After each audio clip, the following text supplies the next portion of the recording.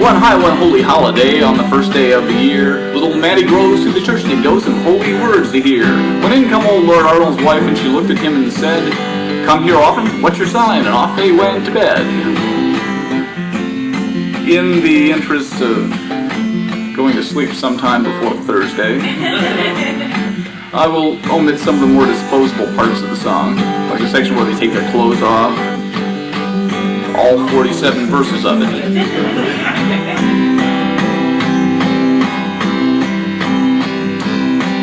Oh yeah, now old Lord Arnold, he had a page and he saw what they had done. He said, "I'd better tell the boss," and he began to run. He ran through the briars, he ran through the brambles, then he ran through the bush where a rest couldn't go. He ran so fast the hounds couldn't get him. Down in Mississippi, you get the idea. Next morning, the happy couple awoke. So took one look at who was standing at the foot of the bed and said, "Oh shit."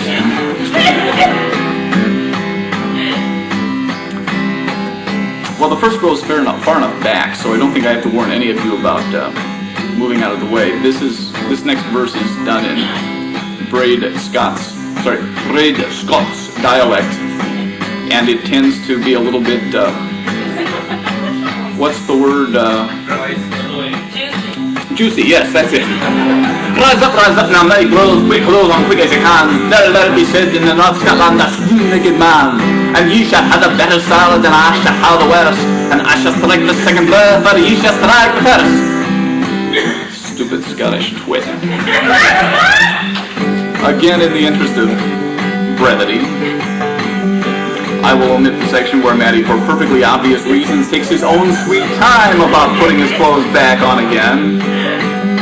All 47 verses of it. Well, the first blow little Maddie struck, it hurt Lord Arnold sore. And the second blow Lord Arnold struck, little Maddie struck no more. Lord Arnold felt about himself to see where he'd been cut. He looked and found, to his surprise, he'd lost his you-know-what.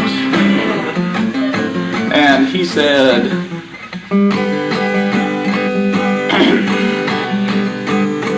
"Oh,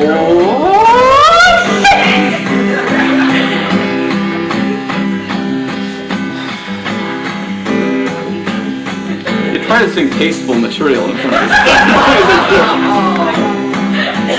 Now, if he hadn't let Maddie grow strike first, he'd never lost his dong, and if she hadn't let the page boy know, you'd never heard this song. Now they sit at home a lot, becoming nervous wrecks, which goes to show discretion is the better part of sex. Moral of the story? Every good story ought to have a moral, right? Be good. If you can't be good, be careful.